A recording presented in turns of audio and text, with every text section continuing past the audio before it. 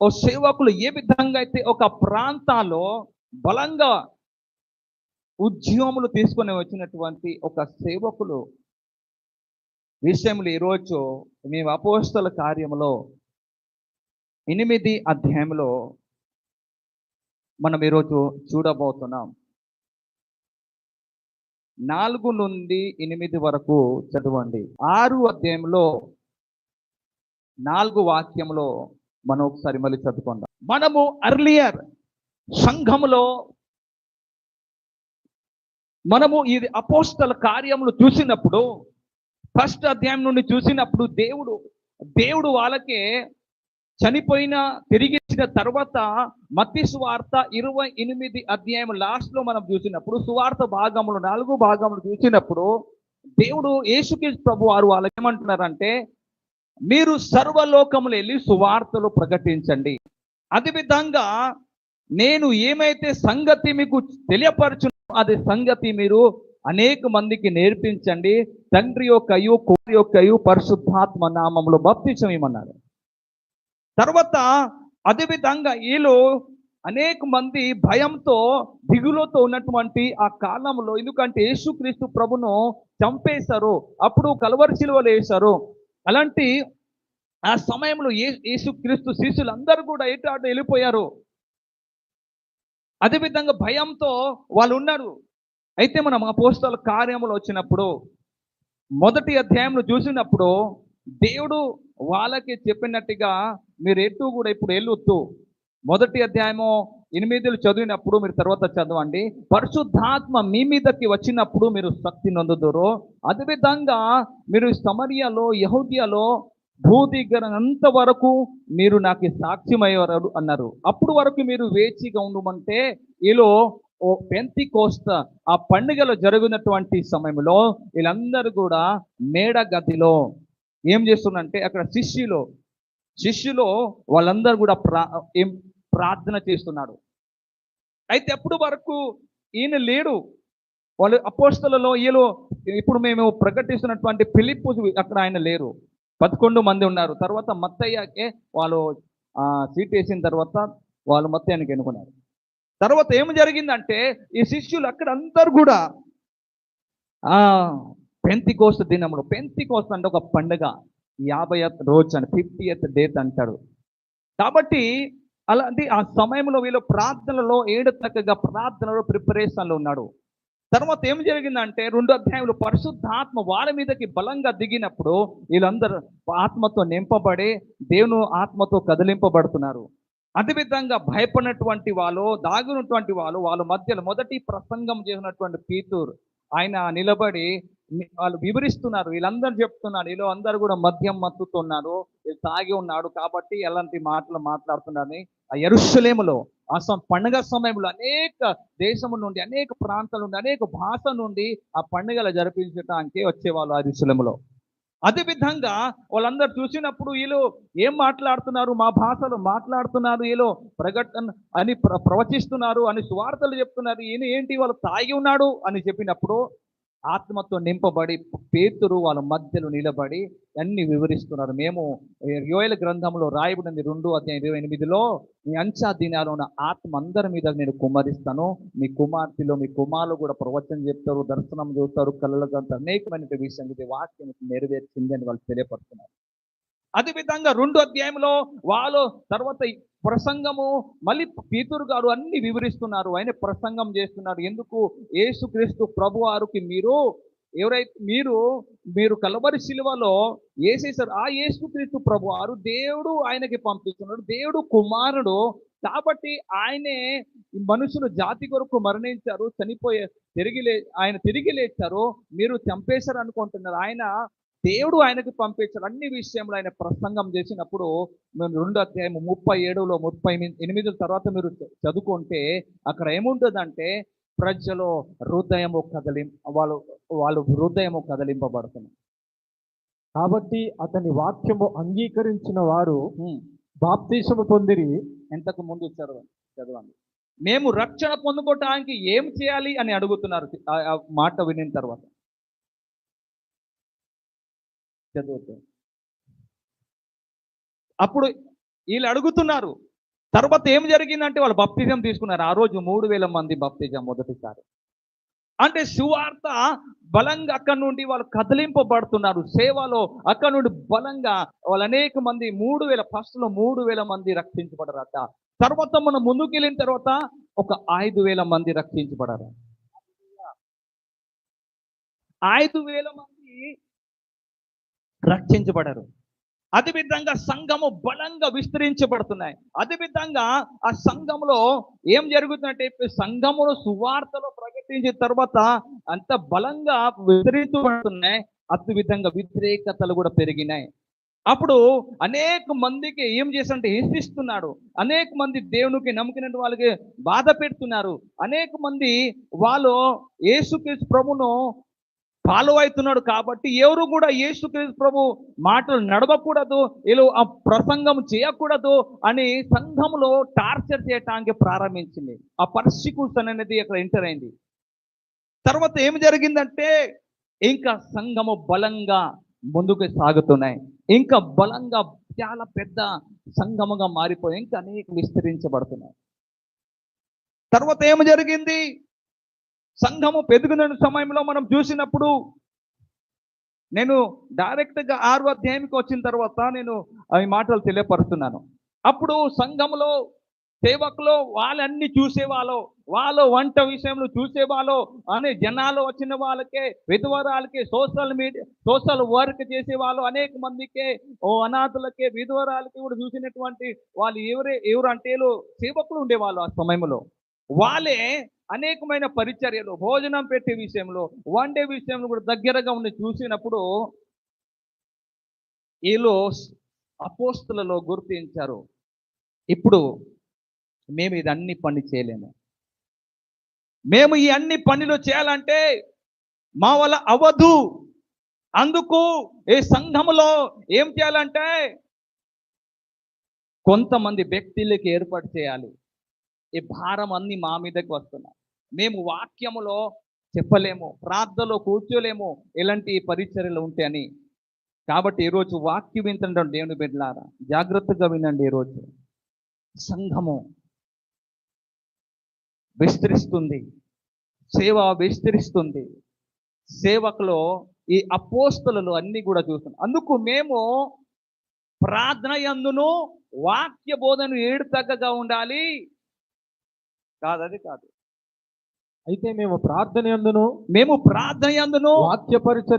వాక్య పరిచర్యందును ఎడతెగక ఉండుమని చెప్పిరి. ఏడు తగ్గగా ఉండాలి. ఈరోజు ఒక సంఘము మీరు గుర్తించగలిగితే ఒక సేవకులకి వాళ్ళ పరిచర్యకి, ఈ పరిచర్యలో మీరు తెలుసుకోవాల్సినటువంటి అవసరం చాలా ఉంది. అందుకు అమ్మగారు ఒకవేళ వంట దగ్గర ఉంటే, ఆయగారు ఒకవేళ వంట దగ్గర ఉంటే, ఎప్పుడు ప్రార్థన చేస్తారండి, ఎప్పుడు ప్రార్థన చేస్తారు, ఎప్పుడు వాక్యం ప్రిపేర్ అవుతారు, ఎప్పుడు వాక్యములు అందిస్తాడు, ఏదో అంది. అందుకు ఎక్కడి నుండి 7 వ్యక్తులకి ఎన్నుకోవాలని వాళ్ళు డిసైడ్ చేశారు. అందులోనే ఫిలిప్పు, ఆయన సేవ కొరకు ఆయనకి ఎన్నుకోలేదు ఆ సంఘము.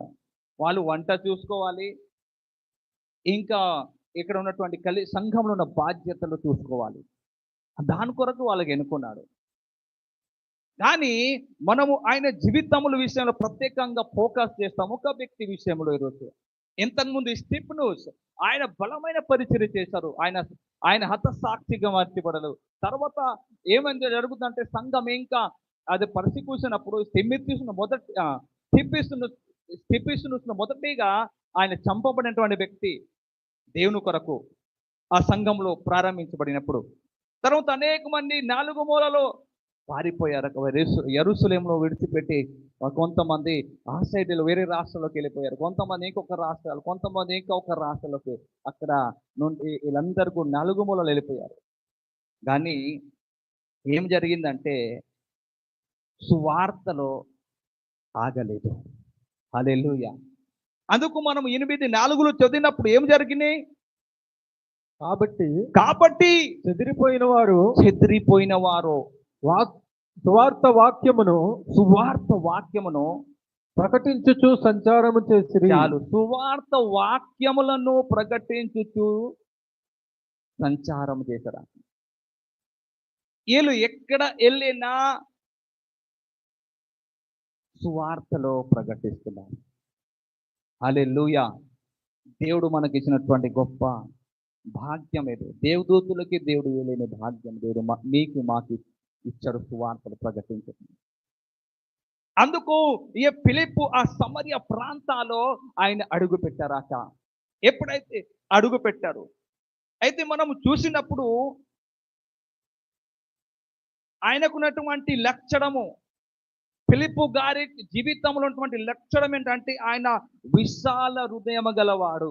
ఎవరు? ఫిలిప్పు. ఆయన విశాల హృదయం గలవారు. 5 వాక్యములు చదవండి. అప్పుడు ఫిలిప్పు సమరయ పట్టణము వరకు వెళ్ళి క్రీస్తును వారికి ప్రకటించుచుండెను. హల్లెలూయా. ఆ సమయంలో ఆది సంఘములో మొదటి ఆ సంఘము ఎదిగినప్పుడు, సంఘం పెరుగుతున్నప్పుడు అనేకమైన బాధ్యత కలిగి ఇక్కడ భారములో తీసుకొని దేవుడు వాళ్ళకి ఇచ్చిన పరిచర్యలు చేస్తూ ఫస్ట్గా 2దిగా వాళ్ళ సువార్తలు ప్రకటిస్తున్నారు. ఆ వ్యక్తి ఎక్కడికి వెళ్ళిపోయారు? సమరయ పట్టణంలో. ఒక పట్టణం, సమరయ అంటే ఒక పట్టణం, ఒక ప్రాంతం. అందుకు ఆయన హృదయం ఇలాంటి అంటే ఆయన హృదయము విశాలమైన హృదయం కలిగినటువంటి వ్యక్తి. ఆయన దేవుని కొరకు ఆసక్తి కలిగినటువంటి వ్యక్తి. ఆయన దేవుని సువార్త కొరకు ఆసక్తి కలిగిన వ్యక్తి. అందుకు ఆయన ఏం చేశారట?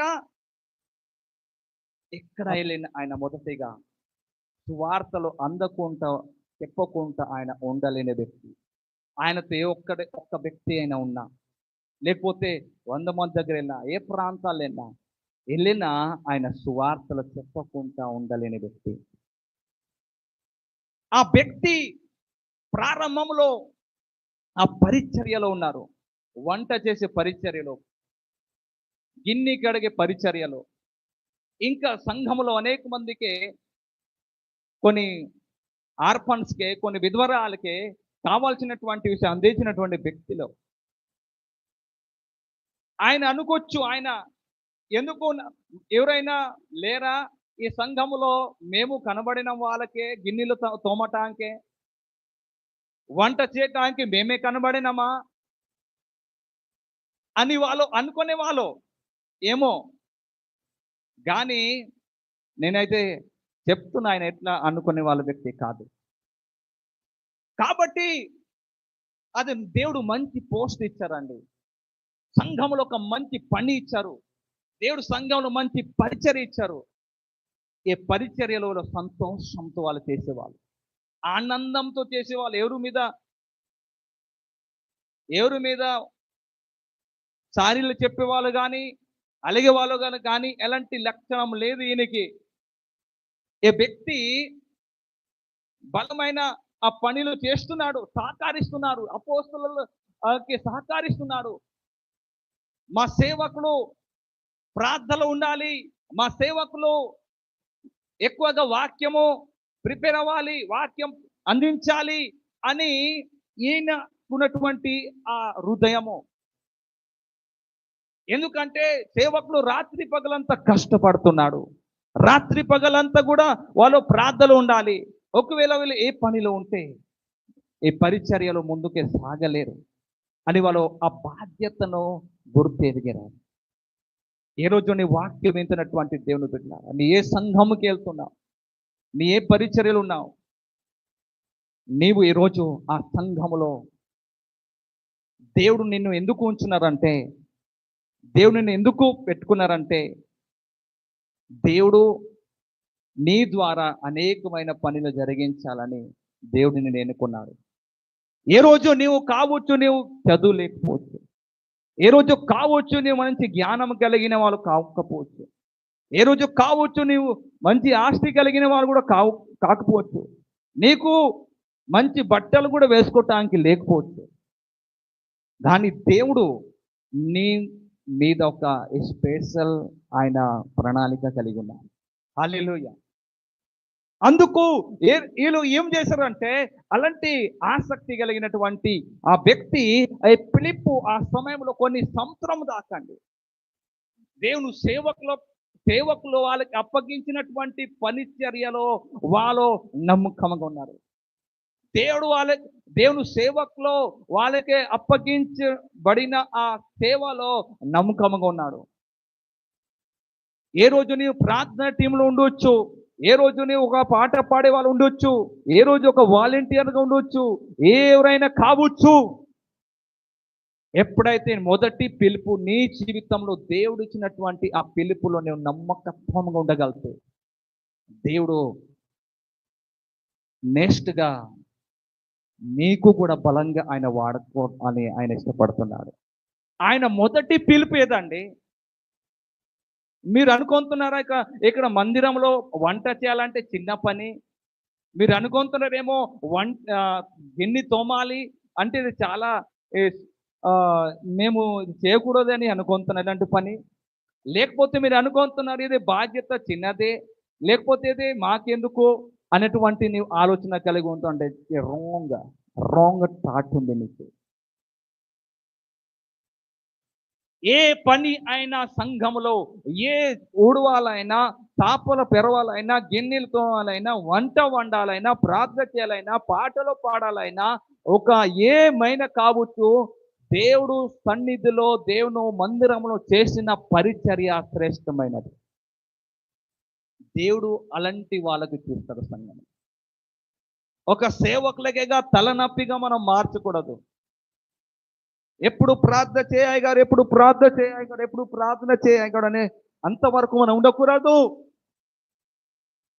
దేవుడు మనకిచ్చిన పరిచర్యలో, దేవుడు మనకిచ్చిన సంఘములో, దేవుడు మనకిచ్చిన సేవకులు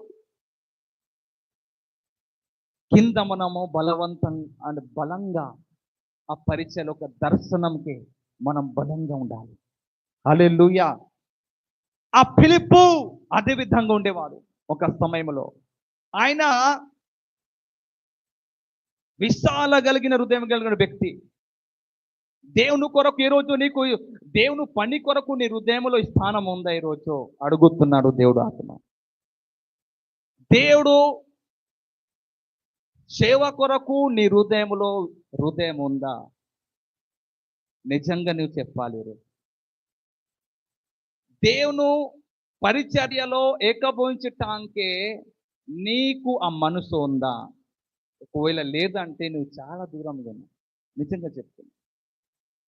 ఒకవేళ మనలోన అలాంటి హృదయం కలిగి ఉంటే, మనలోన అలాంటి మనసు ఉంటే మనం ప్రేమగా చేయగలుగుతామండి. ఏ గిన్నె అయినా తోమగలుగుతాము, వంట అయినా చేయగలుగుతాము, ఇద్దరి మీద తనుగుకుంటా. దేవుడు పరిచర్య ఏది కాబట్టి, దేవుని పని కాబట్టి, దేవుని సేవ కాబట్టి, దేవుడు నాకు ఇచ్చినటువంటి తలాంతును బట్టి, దేవుడు నాకు ఇచ్చినటువంటి ఈ పిలుపులో బట్టి, దేవుని సేవకుల ద్వారా దేవునికి చెప్పిన తర్వాత నువ్వు ఎలా రెస్పాన్స్ అవుతావు? ఈరోజు చాలా మంది దేవుని సేవకుల మాటలు తీసేస్తున్నారు. మీరు దేవుని సేవకుల మాటలు తీసేస్తున్నారంటే మీరు దేవుని మాటలు తీసేస్తున్నారు. నువ్వెన్ని సాక్షులు చెప్పే అవసరం లేదు మాకు. కానీ దేవుడు మాటకి నీవు లోబడితే, దేవుడు ఆత్మకి నీ జీవితంలో చోటు ఉంటే, దేవుడు ఆత్మ నీకు చెప్పనట్టుగా నీకు అప్పగించినటువంటి ఎలాంటి సేవలైనా, ఎలాంటి ఏమైతుంది నీవు చేయగలుగుతావు. హల్లెలూయా. అందుకు ఈ ఫిలిప్పు అలాంటి పనులు ఉన్నారు. కానీ రెండోదిగా దేవుడు ఆయనకి చూస్తారు, ఫిలిప్పుకి చూస్తారు. ఈయన అపోస్తులతో, దేవుని సేవకులతో, పాస్టర్ గారితో చూడండి, వాళ్ళు చెప్పినట్టుగా ఎలా చక్కగా వాళ్ళు పని చేస్తున్నారు. చక్కగా వాళ్ళు అనేక మంది, వేలాది మంది ఆ సంఘములో పెరుగుతున్నప్పుడు, వేలాది మంది సంఘములు ఎదుగుతున్నప్పుడు, అనేక పనులు అన్నీ కూడా వాళ్ళ పనిలో, వాళ్ళ సేవలు వాళ్ళు చేస్తున్నప్పుడు దేవుడు చూస్తారు. దేవుడు చూస్తారు. ఆయన మొదటి పిలుపులో ఆయన పాస్ అయిపోయారు. ఈరోజు చాలా మంది మొదటి పిలుపులో ఫెయిల్ అయిపోతున్నారు. కానీ దేవుడు నీకు అవకాశం ఇస్తున్నాడు. అప్పటైనా మీ సేవకులు మీకు ముందు ఒక అరగంట ముందు పిలిచినప్పుడు నువ్వు వస్తున్నావా? మీ సేవకులు మీకు ఇది పని చేయమంటే మందిరములో నీవు చేస్తున్నావా? దేవుని సేవకులు మీకు తెలియపరిచినప్పుడు నువ్వు ముందుకు వెళ్ళి మంచిగా నువ్వు ప్రిపేర్ అయిపోయి నీ ముందుగా పాటలు పాడాలని ముందుకే రావాలని చెప్తే నువ్వు ఎన్ని వెనకలు వస్తున్నావు? ఎన్ని గంటకి వెనకలు వస్తున్నావు నువ్వు? ఒక్కసారి నువ్వు ఆలోచించండి. ఒక్కరోజు ఆదివారం రోజు దేవుడు నిన్ను చూస్తున్నాడు. ఏనమ్మా? చూస్తున్నాడు. దేవుడు నీ ప్రతి ఒక్క పనికి చూస్తున్నాడు. నీవు ఇక్కడ దేవుని మందిరంలో నువ్వు నిజంగా నువ్వు ప్రతి ఒక్క ఆదివారం వస్తున్నావా? లేకపోతే నీవు ప్రతి ఒక్క రోజు నువ్వు ఎలా ప్రార్థిస్తున్నావు? నీవు దేవుని మందిరంలో దేవుడు సేవకుల ద్వారా అప్పగించబడినటువంటి పరిచర్యలు ఎలా పాలు పొందుతున్నావు? నీవు సంపాదిస్తున్నటువంటి సంపదలో కానీ జాబ్లో కానీ దేవునికి ఇచ్చిన ధనంలో నీవు నమ్మకత్వంగా ఉండి దశమభాగం దేవుని మందిరం తీసుకొస్తున్నామా? దేవుడు చూస్తున్నాడు. అదేవిధంగా దేవుడు ఇక్కడ సువార్త పని కొరకు దేవుడు నీకు అవకాశం ఇచ్చినప్పుడు ఎలా ఉంటున్నావు? దేవుడు చూస్తాడు. ఒకవేళ నువ్వు నమ్మకత్వంగా ఉండి ముందు నడుస్తుండగానే దేవుడు నీ జీవితంలో అనేకమైన ద్వారాలు ఈ సువార్త చేసే ద్వారా, సువార్త పని చేసే ద్వారా అనేక మందికి సువార్తలు చేసే ద్వారా కావచ్చు, మందిరంలో నువ్వు చేసే బాధ్యత ఆ పనుల ద్వారా కావచ్చు, దేవుడు నిన్ను దీవించడానికి ఆయన ప్రారంభిస్తాడు. హల్లెలూయా. ఆ వ్యక్తి ఏం చేశాడంటే ఫిలిప్పు ఆయన ఆ సమరయ ప్రాంతంలో సువార్తకి వెళ్ళారండి. ఆ దేవుని సువార్తలు ప్రకటిస్తున్నారు. ఆ సంఘం మీద అటాక్స్ జరిగినాయి. అప్పటి వరకు స్టిఫెనుస్కి చంపేశారు. ఈ నలుగు మూలలో అన్ని ప్రాంతాలు వెళ్ళిపోయారు. ఒక ప్రాంతాల్లో ఈయన కూడా వెళ్ళిపోయారు. ఒక ప్రాంతాలు వెళ్ళి ఆయన మౌనంగా ఉండలేదు. ఈరోజు నీవు మౌనంగా ఉంటున్నావు అంటే ఒక వ్యక్తికి చూసుకుంటే, ఒక తాగుడు వ్యక్తికి చూసుకుంటే నీవు మౌనంగా ఉంటున్నావు అంటే నీ హృదయంలో ఆ భారం లేదు. ఒకవేళ ఒక వ్యక్తిని బిజినెస్లో, మీ పనిలో, మీ ఆఫీసులో, మీ ఇంటి పక్కన ఆయన రోగాలు ఉన్నారు, అనేకమైన బంధకాలు ఉన్నారు, మీరు మౌనంగా ఉండి చెప్పుకుంటూ ఉన్నావు అంటే నీలో ఉన్న అలాంటి భారం లేదు.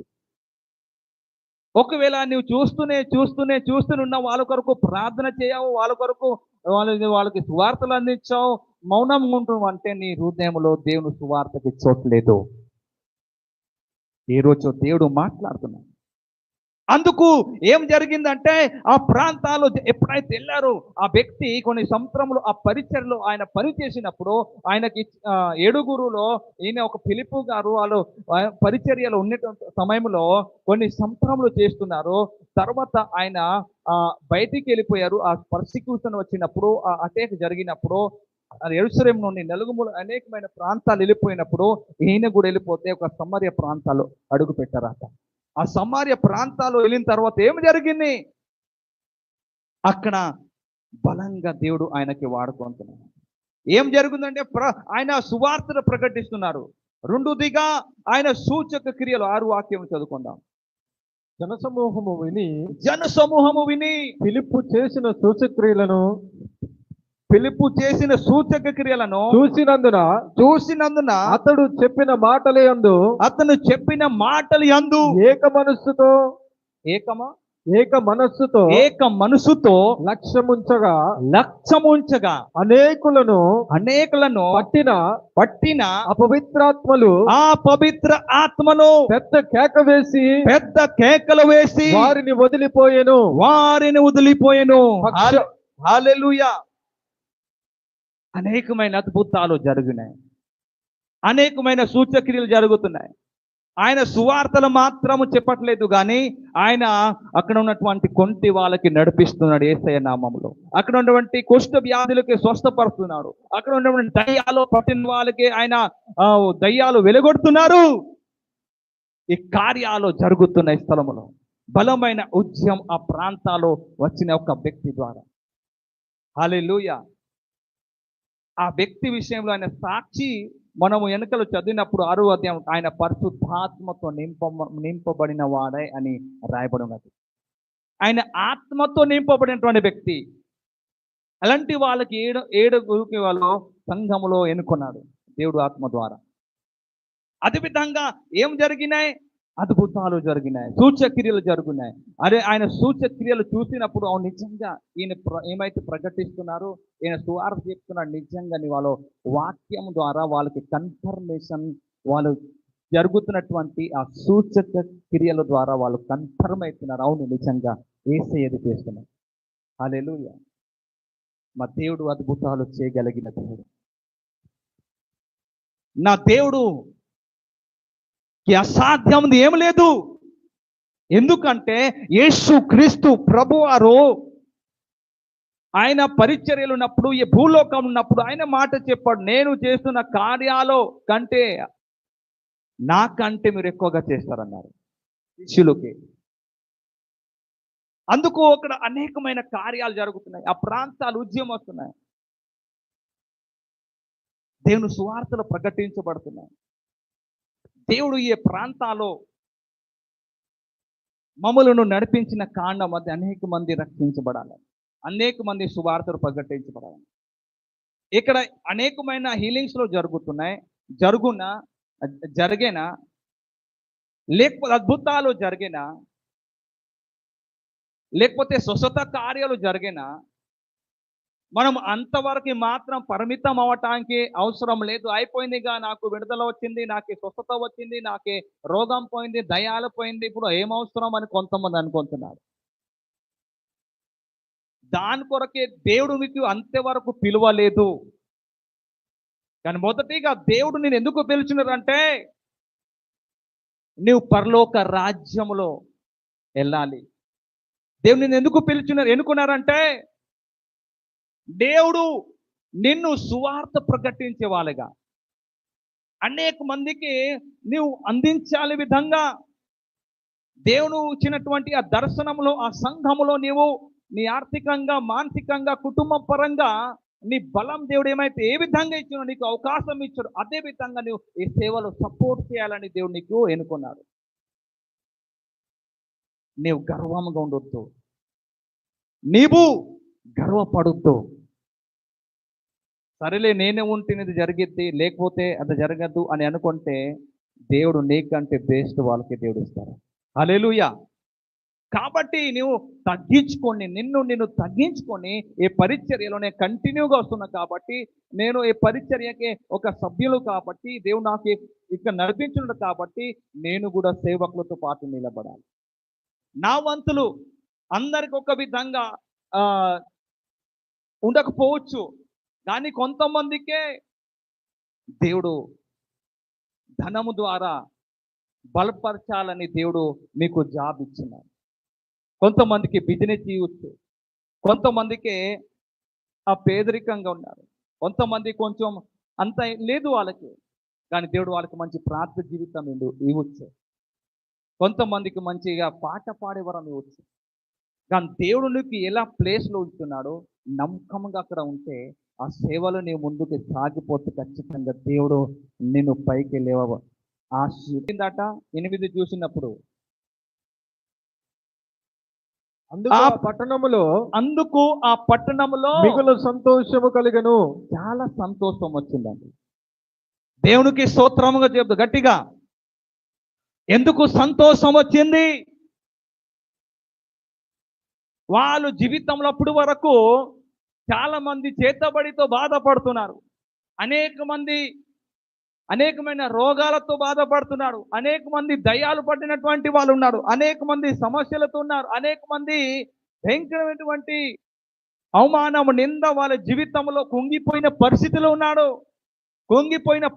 ఉన్నాడు, రోగంలో ఉన్నాడు, బంధకంలో ఉన్నారు, వాళ్ళకు ఎవరికి చెప్పే లేనటువంటి బాధలు ఉన్నాడు. కానీ యేసయ్య ఒక సేవకుడు ఫిలిప్పు ఆ ప్రాంతాల్లో అడుగు పెట్టగానే ఆయన పరిచర్య ద్వారా బలమైన రీతిగా అందరూ బలపడుతున్నారట. హల్లెలూయా. అందుకు దేవుడు నాకు చాలాసార్లు ఆయన నాతో మాట్లాడుతున్నప్పుడు ఈ పరిచర్యలో అనేక మంది నాకు ఈ పరిచర్య ద్వారా బలపడబోతున్నారని దేవుడు నాకు ఇంత ముందు నుండి తెలియపరుస్తున్నారు. వేలాది మంది బలపడతారు. హల్లెలూయా. వేలాది మంది బలపడతారు. మానసికంగా, కుటుంబ పరంగా, అనారోగ్యపరంగా ఏమైనా కావచ్చు. దేవుడు ఆ భారం మాకు ఇచ్చినాడు కాబట్టి ఈ భారములో ఒక సంఘముగా నీవు కూడా నీకున్నటువంటి బాధ్యత నిలబడాలి. హల్లెలూయా. అందుకు ఆనందం వచ్చిన సంతోషం. ఈరోజు చాలా మంది జీవితంలో సంతోషం ఉండదు.